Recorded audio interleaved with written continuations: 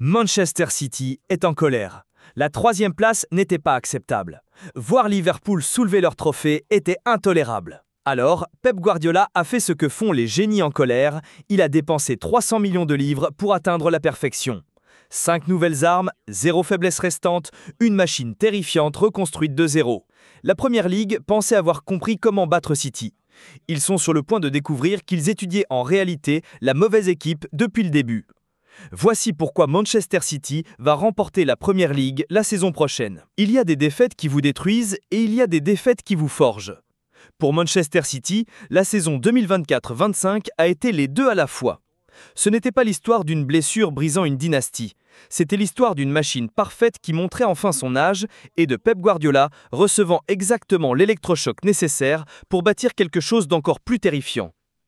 Manchester City a terminé 3e avec 71 points, à 13 longueurs de Liverpool.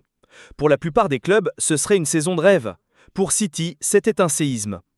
Mais voici ce que tous ceux qui se réjouissaient de leur chute ont manqué. Ce n'était pas un déclin, c'était une démolition. La campagne du triplé continental 2023 et le 4e titre consécutif de Premier League en 2023-24 avaient trompé tout le monde, y compris City eux-mêmes, en leur faisant croire qu'ils pouvaient continuer à faire tourner la même machine indéfiniment. Pourquoi changer une formule gagnante? Pourquoi réparer ce qui n'était pas cassé? Sauf que c'était cassé. Les fissures apparaissaient depuis des mois, masquées par des éclairs de génie individuel et l'automatisme acquis au fil des années de domination. Regardez l'effondrement en temps réel et vous verrez que ce n'était pas juste le genou de Rodri qui cède face à Arsenal. Tout se passait en même temps. La saison 2023-24 était la première de City sans le milieu allemand et ancien capitaine İlkay Gündoğan, arrivé en 2016 et parti libre au Barça à l'été 2023. Le club a recruté des renforts comme Mateo Kovacic et Matheus Nunes et réorganisé certains rôles en interne, mais aucun ne remplaçait totalement son influence unique. City a perdu un maître du tempo, un passeur créatif et un buteur décisif au milieu de terrain. Le corps de De Bruyne le trahissait. Bernardo Silva était à bout physiquement. Le noyau qui avait tout gagné se désagrégeait en direct et il n'y avait aucun plan de succession. Les équipes avaient compris le schéma. Se regrouper bas, rester compact, frapper City en contre. Sans idées neuves ni jambes fraîches, la machine de Pep devenait prévisible comme toutes les autres. City pensait avoir de la profondeur d'effectifs. En réalité, ils avaient des stars vieillissantes et des jeunes encore verts. Quand les blessures ont frappé, la chute de niveau était catastrophique. Et comment rester affamé après avoir tout gagné? City a découvert la réponse à ses dépens. On ne le reste pas. Le feu qui avait alimenté un succès sans précédent n'était plus qu'une braise. Brighton les a surclassés. Tottenham les a humiliés. Liverpool a dansé autour d'eux comme s'ils n'étaient que des plots d'entraînement. Pour la première fois depuis des années, City ressemblait à ce qu'ils avaient toujours juré ne pas être, juste une autre équipe avec des joueurs chers. La saison de City s'est effondrée peu après l'indisponibilité de Rodri, entraînant une perte de forme qui les a vus abandonner le titre bien avant la mi-saison. Ils ont terminé la campagne 2024-25 sans aucun trophée majeur, pour la première fois depuis 2016-2017. Mais c'est là que le scénario a changé. Car pendant que tout le monde voyait un échec, Pep Guardiola voyait une opportunité. Là où d'autres clubs jettent l'argent comme des confettis, Pep Guardiola agit comme un chirurgien. 300 millions de livres, 5 recrues, 5 frappes chirurgicales sur 5 failles mortelles. Ce n'était pas de la dépense désespérée après une déception, c'était la reconstruction la plus méthodique de l'histoire moderne du football. Un cours magistral sur comment faire évoluer un empire sans le détruire. Lorsque Pep a présenté son analyse à la direction de City, après cette blessure d'orgueil qu'était la 3e place, il est arrivé armé de données, pas d'émotions. Chaque échec tactique a été disséqué, chaque blessure de poste exposée, chaque carence d'effectifs documentée avec une clarté implacable. Le résultat, la plus stratégique des frénésies de recrutement que le football ait jamais connues. Les nouvelles armes. Omar Marmouche, Eintracht Francfort, 70 millions de livres. Les observateurs ont douté de l'investissement jusqu'à ce qu'ils regardent ces chiffres. 20 buts et 14 passes décisives en seulement 26 matchs. Plus qu'une statistique, c'est un manifeste contre toutes les défenses d'Angleterre. Vitesse explosive, efficacité chirurgicale, instinct létal. Ses recourses intelligentes déséquilibrent les défenses. Son timing est différent du celui de Haaland et il peut créer l'étincelle même quand le système s'effondre. Tijjani Reinders, AC Milan, 55 millions de livres. 15 contributions décisives malgré l'effondrement de Milan qui était 8e. Ce n'est pas un simple remplaçant, c'est une évolution.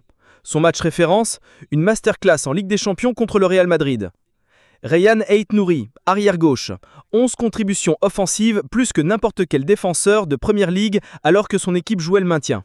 Son arrivée libère Guardiola pour retourner en défense centrale, réglant 2 problèmes d'un coup. Ryan Cherki, Lyon, 36 millions de livres. Intelligence de jeu, technique, ambidextre, vision hors norme. Il apporte le chaos créatif que Pep attendait. Alan Varela, Porto, 50 millions de livres en janvier. Solution au problème de dépendance à Rodri. Leader du championnat portugais en ballon récupéré, tacle, duel aérien. Et homme clé pour sécuriser la défense.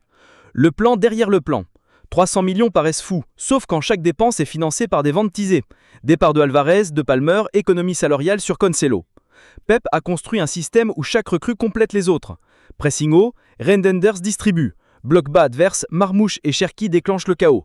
Attaque aux ailes, Aït-Nouri apporte un danger constant. Rodri absent, Varela assure la continuité. Pendant que Liverpool savourait sa gloire et qu'Arsenal avançait prudemment, City envoyait un message clair, rendre la compétition insignifiante. L'attaque réinventée. Pour la plupart des attaquants, 20 buts, c'est un rêve. Pour Haaland, c'est une saison ratée. Et pourtant, même diminué, il reste dans l'élite.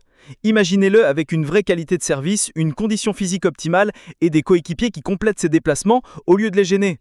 Avant, l'attaque de City ressemblait à un orchestre désaccordé. Aujourd'hui, elle est réglée au millimètre. Doku et Savigno apportent la vitesse et la verticalité qui manquaient. Marmouche peut jouer partout. Pointe, ailier, numéro 10, faux 9. Ces déplacements libèrent Haaland dans l'axe, ou l'invitent à plonger dans le dos de la défense. Fini les passes latérales stériles. Désormais, la possession sert à tuer, non pas à endormir. Haaland applaudit les passes ambitieuses, même ratées. Cela crée une culture du risque créatif. Et avec des joueurs capables de battre leur vis-à-vis n'importe quand, défendre City devient une question de limiter les dégâts, plus de les empêcher.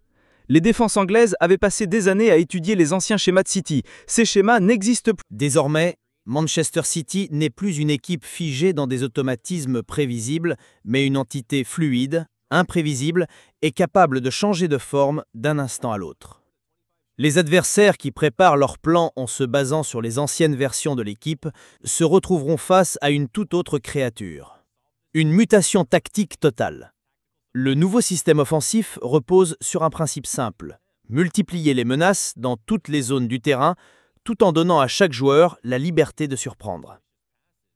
Cherki peut quitter son aile et s'infiltrer plein axe pour créer des surnombres, pendant que les ailiers écartent le jeu au maximum. Reinders peut surgir depuis la deuxième ligne, profitant des espaces libérés par les mouvements incessants de Marmouche et Haaland.